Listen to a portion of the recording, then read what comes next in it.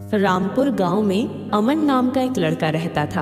अमन को पुरानी चीजें इकट्ठा करने का बहुत शौक था। एक दिन उसे कबाड़ की दुकान में एक बहुत पुराना लकड़ी के फ्रेम वाला भारी टीवी दिखा। दुकानदार ने उसे बहुत कम दाम में दे दिया और कहा, इसे ले तो जा रहे हो बेटा, पर याद रखना ये टीवी सिर्फ रात के 12 बजे के बाद ही चलता है।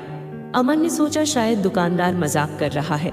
उसने घर आकर टीवी सेट किया, लेकिन दिन भर उसमें सिर्फ काली सफेद झिलमिलाहट ही आती रही। आधी रात का रहस्य। जैसे ही घड़ी में रात के 12 बजे टीवी अपने आप चालू हो गया।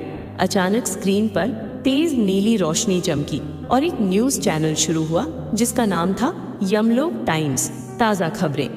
अमन की आंखें फटी की फटी रह गई। न्यूज एंकर कोई इंसान नहीं बल्कि एक धुंधली परछाई थी जिसकी आंखें अंगारे जैसी लाल थीं। उसने न्यूज पढ़ना शुरू किया। आज की मुख्य खबर, रामपुर के खंडहर वाले कुएं के पास रहने वाले श्यामू का बटुआ आज खो जाएगा और उसे एक काला कुत्ता काट लेगा। अमन को लगा ये कोई डरावनी फिल्म है, लेकिन अगले दिन जब वो बाहर निकला तो उसने देखा कि सच में पड़ोसी श्यामू परेशान था क्योंकि उसका बटुआ खो गया था और तभी एक काले कुत्ते ने उसे दौड़ा लिया। जादू या चेतावनी? अमन समझ गया कि ये कोई साधारण टीवी नहीं बल्कि एक जादुई टीवी है जो भविष्य की भूतिया न्यूज दिखाता है। अगले कुछ दिनों तक अमन रोज रात को न्यूज देखने लगा। टीवी उसे बताता कि कहाँ एक्सीडेंट होने वाला है या कहाँ चोरी होने वाली है। अमन गुप्त रूप से लोगों की मदद करने लगा। लेकिन एक रात न्यूज एंकर ने कुछ ऐसा कहा कि अमन के पसीने छूट गए।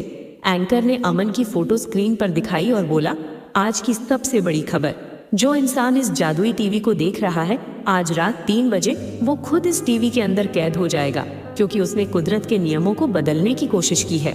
खौफनाक मोड़। अमन बुरी तरह डर गया। उसने टीवी का प्लग निकाल दिया, लेकिन टीवी फिर भी चलता रहा। कमरे का तापमान गिरने लगा और टीवी के अंदर से एक धुंधला हाथ बाहर निकलने लगा। अमन को समझ आया कि जादू का लालच उसे भारी पड़ रहा है। उसने हिम्मत जुटाई और पास रखी अपनी दादी की पुरानी गंगा जल की बोतल उठाई और टीवी पर छिड़कते हुए जोर से चिल्लाया।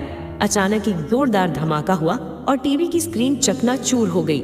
नीली रोशनी गायब हो गई और न्यूज एंकर की चीख पूरे कमरे में गूंज उठी।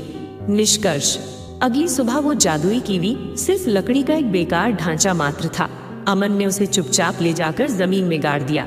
उसने समझ लिया था कि भविष्य जानने से बेहतर है कि हम आज में जिए, क्योंकि कुछ राज छिपे ही रहे तो बेहतर होता है।